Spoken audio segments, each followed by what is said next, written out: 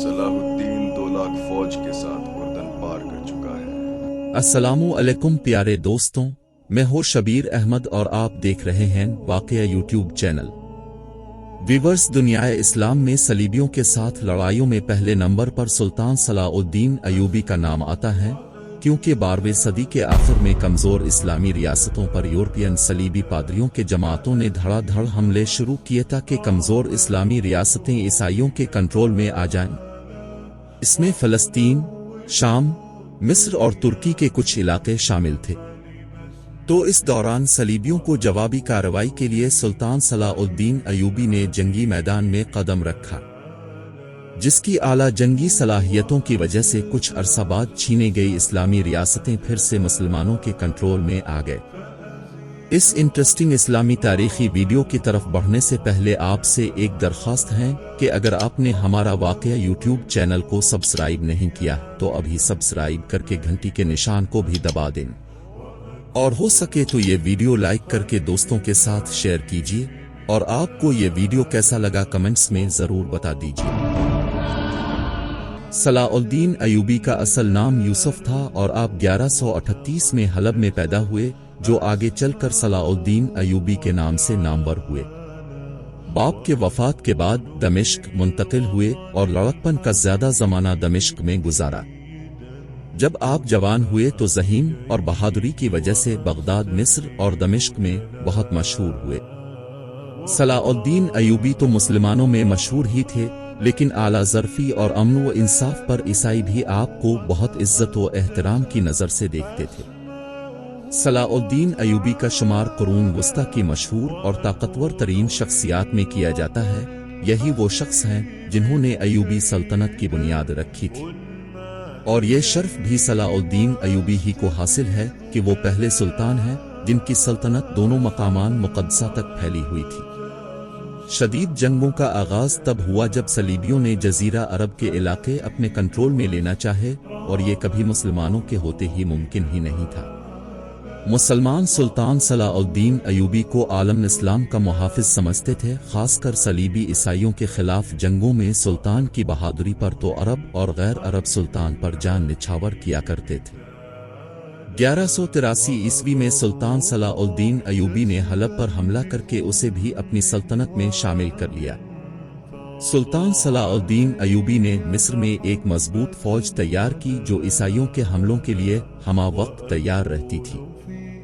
1185 के आसपास सुल्तान सलाउद्दीन अयूबी ने मूसल शहर पर भी अपना कंट्रोल हासिल कर लिया, जो कि ईसाइयों की पनाहगाह थी। इस दौरान यरूशलेम पर तख्त के लिए खींचातानी हो रही थी। फरंगियों ने 1187 में सुल्तान सलाउद्दीन अयूबी के एक किले किर्क पर हमला कर दिया। इस किले का कमांडर सुल्तान सलाउद्दीन अयूबी का बेटा था। इस हमले में मुसलमानों को हार मानना मजबूरी थी, क्योंकि इसमें बहुत ही ज़हीन कमांडर्स मौजूद थे, लेकिन सुल्तान कभी हार मानने वालों में नहीं थे। ईसाइयों के इस हमले की वजह से सुल्तान सलाउद्दीन अयूबी ने फौजों को जमा करना शुरू कर दिया। ये फौजें जजीरा अरब, हलब, शाम और मिस्र से जमा की गई थी। ईसाइयों ने भी अपनी फौजों को जमा किया और उन्होंने हुतियन की तरफ पेश कदमी शुरू की। जुलाई के शुरू में सुल्तान सलाउद्दीन अयूबी के इब्तिदाई दस्तों ने सलीबी सफ़े अव्वल दस्तों पर हमला करके उन्हें शिकस्त दी।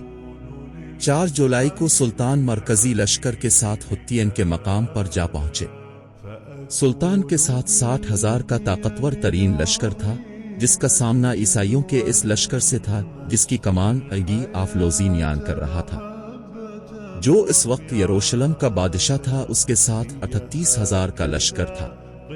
सुल्तान ने यहाँ हाजिर दिमागी का सबूत देते हुए उन्होंने बेहतरीन जगह का इंतखाब किया और पानी पर कब्जा कर लिया। फिर सुल्तान की फौज ने मैदान में लगे घास को आग लगा दी, जिससे कि मैदान जंग ईसाइयों के लिए बद से बदतर हो गया। लीबिया के बादशाह एरी नानगर ने अपने दस्तों के साथ सुल्तान के मुहासरे को तोड़ना चाहा, जिसमें वो किसी हद तक कामयाब भी हुआ, लेकिन अब बाकी लश्कर सुल्तान सलाउद्दीन अयूबी के रहम व करम पे था। सुबह होते ही लड़ाई शुरू हुई और एक खून रेज जंग हुई और सुल्तान सलाउद्दीन अयूबी फातेह करार पाए। इस जंग में तमाम ईसाई बादशाह और गवर्नर सुल्तान के कैदी बने सुल्तान सलाउद्दीन अयूबी ने उनके साथ निहायत रहमाना सलूक किया और उन सब को आज़ाद भी कर दी। लेकिन इन कैदियों में 2 ऐसे कमांडर थे जो अगर जिंदा छोड़ते तो मजीद खूनरेजी का खदशा था, इसलिए सुल्तान ने उन्हें कत्ल करने का हुक्म दिया। सितंबर 1187 में फातेह सुल्तान अपनी फौजों के साथ यरूशलेम जा पहुंचे और वहां थोड़ी बहुत मज़ाहमत के बाद ईसाइयों ने हथियार डाल दिए और रहम की अपील की। सुल्तान ने तमाम अहल शहर की जान बख्शी की और सुल्तान मस्जिद अक्सा दाखिल हुए। इस फतह के बाद तीसरी सलीबी जंग का आगाज होता है। जैसे ही सुल्तान सलाउद्दीन अयूबी की फतह की खबर यूरोप पहुंचती है तो ईसाई पोप ग्रेगरी तीसरी सलीबी जंग का ऐलान करता है ताकि वो मुसलमानों से यरूशलेम वापस छीन ले। पोप के इस ऐलान पर इंग्लैंड, जर्मनी और फ्रांस के बादशाह मुत्तहिद होकर सुल्तान के खिलाफ यूरोप से रवाना हुए। मशरिक वस्ती पहुंचकर वो गी ऑफ लोज़िनियान के साथ मिलकर सुल्तान के एक शहर अक्का का मुहासरा करते हैं और जुलाई 1191 को ये शहर ईसाई फतह कर लेते हैं। अब इनका अगला निशाना बैत अल मक़दस होता है और इस दौरान उनकी सुल्तान से बेशुमार जंगें होती हैं। सितंबर 1191 अरसूफ के मैदान में सुल्तान की ईसाइयों के साथ जंग हुई जिसमें सुल्तान को शिकस्त हुई और फिर जाफा के मैदान में भी सुल्तान सलाउद्दीन अयूबी को शिकस्त का सामना करना पड़ा। लेकिन इन सब के बावजूद सुल्तान ने सिवाय अक्का शहर के ईसाइयों को किसी और शहर पर कब्जा न करने दिया और ईसाई बैत अल मक़दस को बिना फतह किए नाकाम वापस यूरोप चले गए।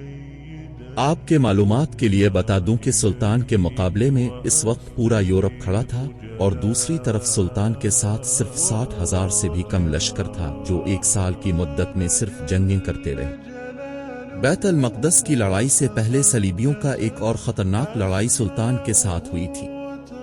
जुलाई 1187 को हुत्तियन के मैदान में 7 सलीबी हुक्मरानों की मुत्तहिदा फौज को जो मक्का और मदीने पर कब्जा करने आई थी। अयूबी सिपाह ने इबरतनाक शिकस्त देकर मक्का और मदीना की जानिब बुरी नजर से देखने का इंतकाम ले लिया।